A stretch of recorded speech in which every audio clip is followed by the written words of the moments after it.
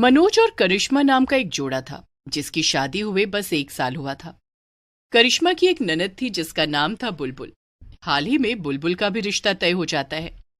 उसकी शादी होने वाली थी और एक दिन परिवार के सभी लोग साथ में बैठकर बातें कर रहे होते हैं।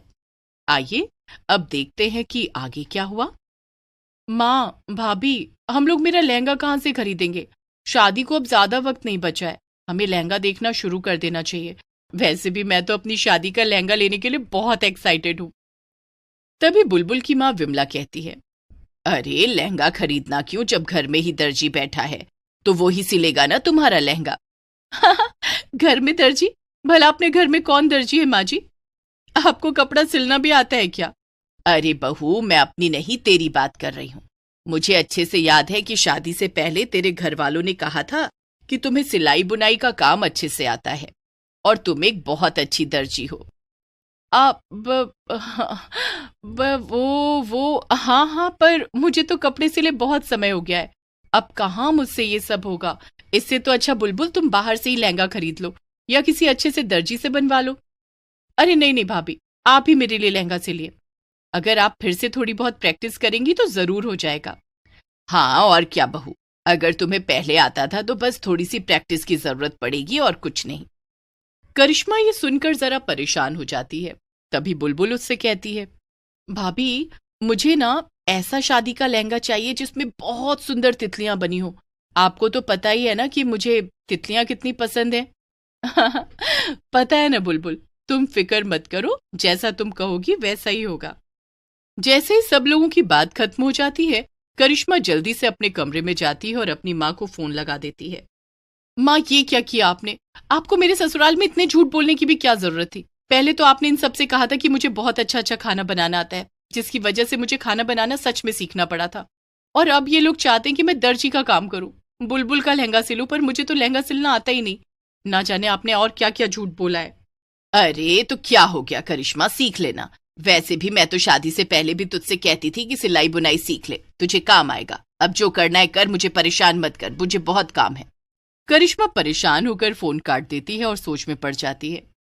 अब क्या करूं, मैंने बाहर सबको हाँ बोल दिया है, अब तो मुझे कुछ करना ही पड़ेगा। करिश्मा अगले दिन मार्केट से कपड़ा लेकर आती है और वीडियो देखकर लहंगा बनाना शुरू कर देती है। मगर उसे ये सब करने में बहुत गुस्सा और आलस आ रहा था।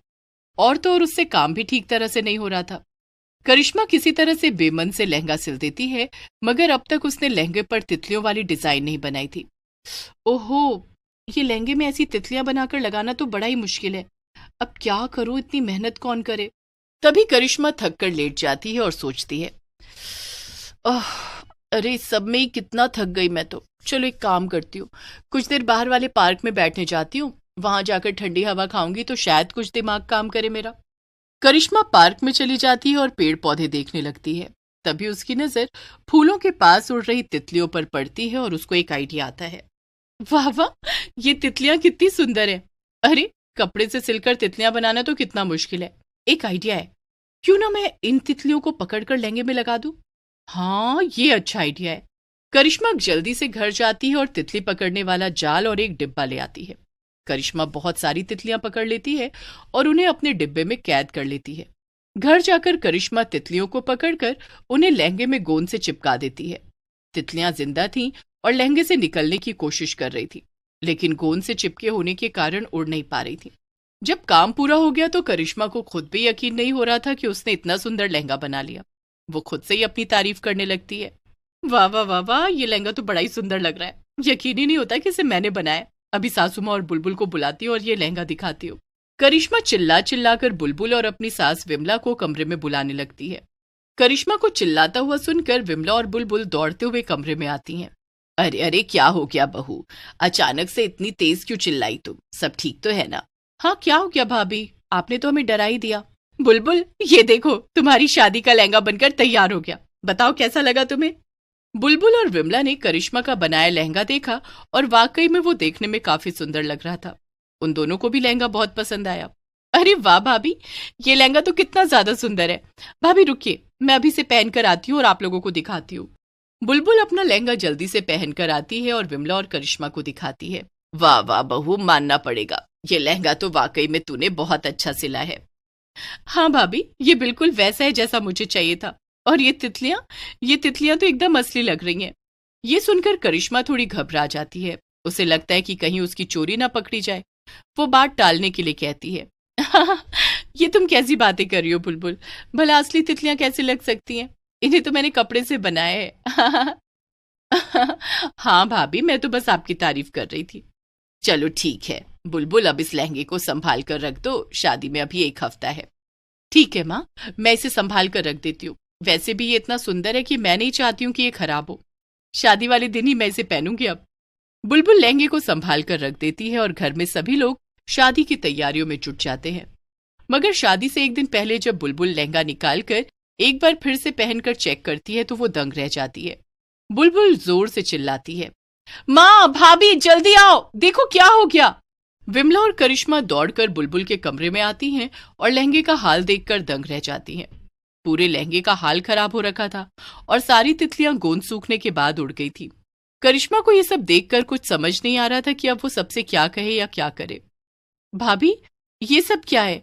ये लहंगा ऐसा क्यों हो गया? सारी तितलियां लहंगे से कहाँ चली गई? ये तो पूरा बर्बाद हो गया। वो बुलबुल, मैंने आलस की वजह से असली तितलियां पकड़कर लहंगे में लगा दी थी। पहले तो लहंगा इतना सुंदर लग रहा था, इसलिए मुझे अंदाजा ही नहीं हुआ कि ये सब भी हो सकता है। अरे तेरा दिमाग खराब था क्या करिश्मा, जो तूने असली तितलियां पकड़कर लहंगे में सिल दी? ये लहंगा तो पूरी तरह से खराब हो गया। कल बुलबुल की शादी है, वो क्या करेगी भला? हाँ। बुलबुल ये सुनकर जोर जोर से रोने लगती है और सबको अपने कमरे से बाहर निकालकर कमरा अंदर से बंद कर लेती है। मत रो बुलबुल, दरवाजा खोल, मेरी बात तो सुन। हम अभी चलकर दूसरा नया लहंगा लेकर आते हैं। विमला बुलबुल को समझाने की बहुत कोशिश करती है, लेकिन वो किसी से बात नहीं कर रही थी। करिश्मा को यह सब देखकर बहुत बुरा लग रहा था। उसे एहसास था कि उससे बड़ी गलती हो गई। फिर वो कमला को परेशान देखकर कहती है, माँ जी, आप चिंता मत करिए, ये सब मेरी वजह से खराब हुआ है ना, तो अब आपकी ये दर्जी बहू ही एक रात में सब कुछ ठीक करेगी, और ये मेरा वादा है आपसे। इतना कहकर करिश्मा बाजार जाने के लिए निकल जाती है। करिश्मा बाजार जाकर बहुत ही सुंदर नया कपड़ा लेकर आती है और अपने कमरे में चली जाती है। अब कुछ भी हो जाए, मैं रात भर में फिर से उतना ही नहीं, उससे भी सुंदर लहंगा सिलूंगी और उसमें बहुत ही सुंदर तितलियां बनाकर लगाऊंगी। और सिर्फ तितलियां ही नहीं, फूल भी। मैं ऐसा लहंगा बनाऊंगी जैसा किसी ने आज तक देखा भी ना हो। फिर क्या था, करिश्मा अपने मोबाइल से देख देख कर पहले लहंगे में लगाने के लिए तितलियां और फूल तैयार कर लेती है और फिर उसके बाद लहंगा सिलने लगती है। रात भर मेहनत करने के बाद अगली सुबह करिश्मा जाती है और सबसे पहले अपनी सास को अपने कमरे में बुलाती है। अब क्या हुआ करिश्मा, अब क्या दिखाना है तुझे? कुछ और भी बाकी रह गया है क्या? मुझे तुमसे कोई बात नहीं करनी है। माँ जी, ये देखिए, मैंने रात भर जागकर अपनी प्यारी ननद बुलबुल के लिए दूसरा लहंगा सिल दिया है। कैसा लग रहा है ये? अरे वाह करिश्मा, ये तो पहले वाले से भी ज्यादा सुंदर लग रहा है। जा जल्दी से बुलबुल को बुला ले, उसको ये लहंगा बहुत पसंद आएगा। हाँ माँ जी, मैं अभी बुलाती हूँ बुलबुल को। करिश्मा बुलबुल के कमरे में जाती है। बुलबुल अभी भी अपने कमरे में बैठकर रो रही थी। अरे बुलबुल, रोना बंद करो, मैंने सब ठीक कर दिया है, चलो मेरे साथ। अब क्या ठीक कर दिया भाभी आपने? मुझे नहीं आना और कुछ भी नहीं देखना है मुझे। आज मेरी शादी है और आपकी वजह से मैं यहाँ बिना लहंगे के बैठी हूँ। आप प्लीज जाइए यहाँ से। अरे बुलबुल, तुम एक बार मेरे साथ चलो तो सही, उसके बाद तुम्हें जो भी कहना होगा कहना, मैं सब सुन लूंगी। अब चलो मेरे साथ। करिश्मा बुलबुल को खींचकर अपने कमरे में ले जाती है और उसे उसका नया लहंगा दिखा देती है। ये देख बुलबुल, तेरी शादी का लहंगा, अब बताओ कि कैसा लगा, है ना अच्छा? बुलबुल अपने लहंगे को देखकर बहुत खुश हो जाती है। वाह, ये लहंगा तो बहुत ज्यादा सुंदर है, पिछले वाले से भी ज्यादा सुंदर। और ये फूल और तितलियां भी कितने सुंदर हैं। पर भाभी, कहीं आपने फिर से असली फूल और तितलियां तो नहीं लगा दिए ना? अरे नहीं नहीं, मैं दोबारा ऐसी गलती कभी नहीं करूंगी। ये सब मैंने खुद सिले हैं, एक एक फूल और एक एक तितली अपने हाथों से सिली है। करिश्मा की बात सुनकर सभी लोग हंसने लगते हैं। शाम को बुलबुल अपनी शादी के लिए अपनी दर्जी भाभी का बनाया हुआ लहंगा पहनकर तैयार हो जाती है। वो बहुत सुंदर लग रही थी और जिसको देखो वो बस उसके लहंगे की तारीफ कर रहा था। अब बुलबुल अपनी शादी वाले दिन बहुत खुश थी।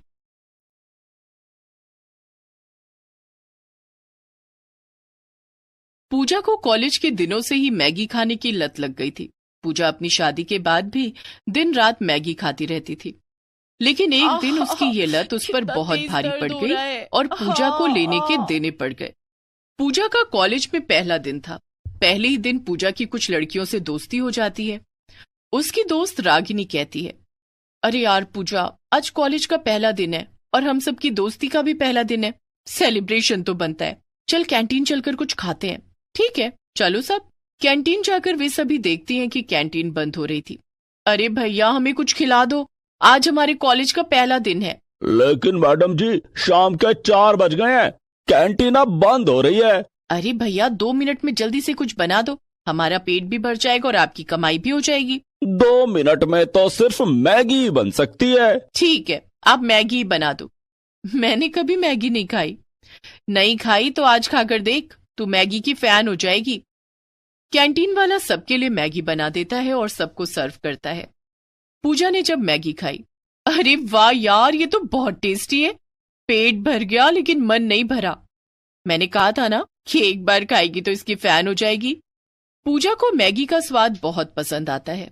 वो घर जाते समय दुकान से मैगी के 2 पैकेट खरीद लेती है और घर जाकर फिर से मैगी बनाती है, जिसे देख पूजा की माँ अर्चना कहती है, ये क्या पूजा बेटी, घर में खाना बना हुआ है और तू मैगी खा रही है। मैगी घर में आई कैसे? मैं तो कभी मैगी नहीं लाती। माँ, आपने कभी मुझे मैगी क्यों नहीं खिलाई? मैं आज तक इसके अच्छे स्वाद को नहीं चख सकी। आज मैंने कॉलेज की कैंटीन में पहली बार मैगी खाई। अब मैं फिर से मैगी खाऊंगी। तेरे लिए जो खाना बनाया है वो कौन खाएगा? वो मैं रात को खा लूंगी। इसके बाद पूजा मैगी खाती है। आज तो मैगी खाकर मजा ही आ गया। पूजा रात को खाना नहीं खाती है। पूजा बेटी, तू खाना क्यों नहीं खा रही है? मेरा पेट भरा हुआ है, मुझे भूख ही नहीं लग रही है। लगेगी कैसे जब तूने ठूस ठूस कर मैगी खा लिया। अब तो पूजा रोज कॉलेज की कैंटीन में मैगी खाने लगी। जिस दिन कॉलेज में छुट्टी होती उस दिन वो घर पर मैगी बनाकर खाया करती। इसी तरह 3 साल गुजर गए। पूजा को मैगी की आदत पड़ चुकी थी। मैगी न खाओ तो उसका पेट नहीं भरता था। एक दिन, पूजा बेटी, कल तुझे देखने के लिए लड़के वाले आ रहे हैं, अच्छे से तैयार हो जाना, और हाँ, उनके सामने भूल से भी मैगी का नाम मत लेना। ठीक है माँ। दूसरे दिन पूजा को देखने के लिए लड़के वाले आ जाते हैं और पूजा उन्हें पसंद आ जाती है। कुछ दिन के बाद उसकी शादी सौरभ के साथ हो जाती है। शादी के बाद जब पूजा की पहली रसोई होती है तो उसकी सास कहती है, पूजा बहू, आज तेरी पहली रसोई है, कुछ अच्छा बना ले। लेकिन माँ जी, मुझे मैगी के अलावा कुछ बनाना ही नहीं आता। क्या मैगी के अलावा कुछ नहीं बनाती? चल, मैं तुझे खाना बनाना सिखाती हूँ। सरला देवी उस दिन पूजा को खाना बनाना सिखाती हैं। पूजा सबके लिए खीर पूड़ी और पनीर की सब्जी बनाती है, लेकिन खुद के लिए वो मैगी बनाती है। सबको खाना खिलाकर जब पूजा खुद खाना खाने बैठी, अरे पूजा, तू मैगी खा रही है? तूने जो खीर पूरी बनाई है वो क्यों नहीं खा रही है? माँ जी, मुझे मैगी बहुत पसंद है। इधर कुछ दिनों से शादी की रस्मों के कारण मैं मैगी नहीं खा सकती थी, इसीलिए आज मैगी खा रही हूँ।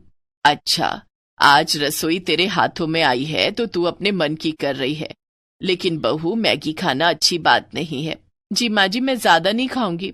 लेकिन पूजा कहाँ मानने वाली थी। अब तो वो ससुराल में भी रोज अपने लिए मैगी बनाकर खाती।